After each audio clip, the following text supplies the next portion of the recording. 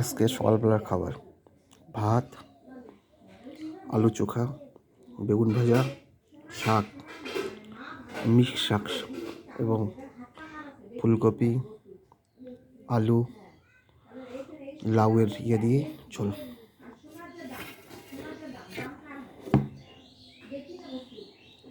শাক দিয়ে খেয়ে নিই।